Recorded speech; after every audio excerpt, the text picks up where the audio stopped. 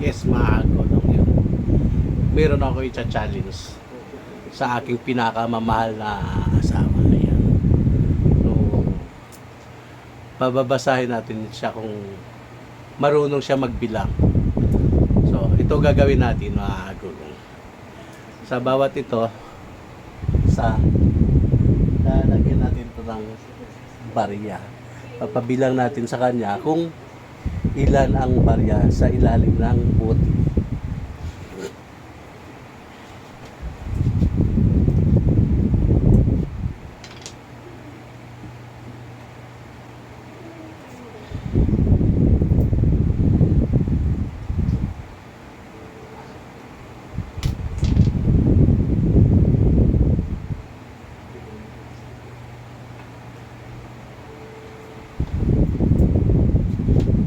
Challenge to mga kagulong, challenge. Tingnan natin kung mababasa mo. Mi, tingnan nga dito.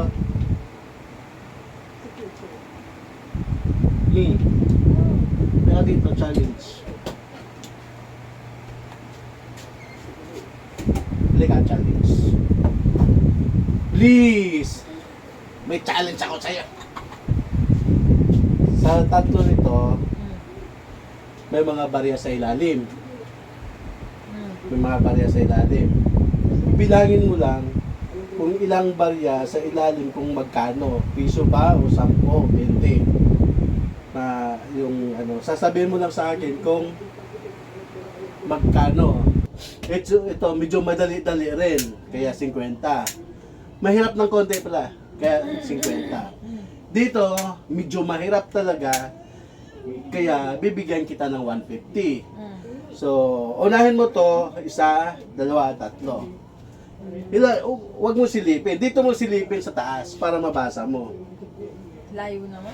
Teka, hindi makita sa camera. Pagkita sa camera. Ayan. Yan, challenge siya mga kagulang. Challenge natin. Sige. Go. Sabihin mo sa akin. Piso. Piso. Piso. Yan, correct. Piso. May piso siya mga kagulong. Yan. Tama. Yan. May piso yan. Pangalawa. Sa'yo na yung 20. Ako pa magbubukas. Buksan, siyempre, ikaw tina-challenge. Dapat ikaw na nagbubukas. Hindi, ikaw. Pakita mo kung para makita ng viewers kung yun nga. 3. 3 ba? Ipakita mo sa viewers. 3. Yan, 3. Tama. Ano, 50, bali 70 na. So, yung pangalawa, may iba-ibang ano coins yan. Mababasa mo ba?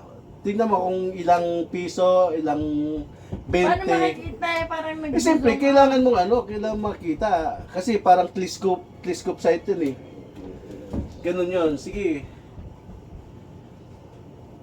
I-ano mo ng gusto to yun.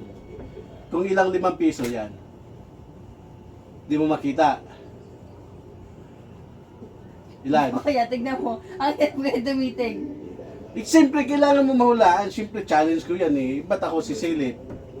4. 5. Anong 4, 4 na 5? piso. 4 na piso, tsaka... 4 na piso lang. Wih, hindi yan. 4 na piso lang. Hindi mo makukuha yung 150. 4 na piso.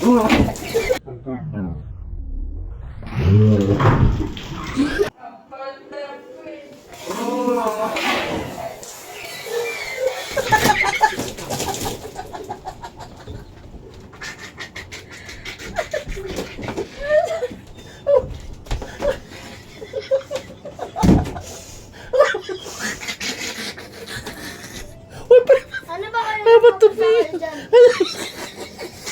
Babasahin kayo dyan. Dami mo.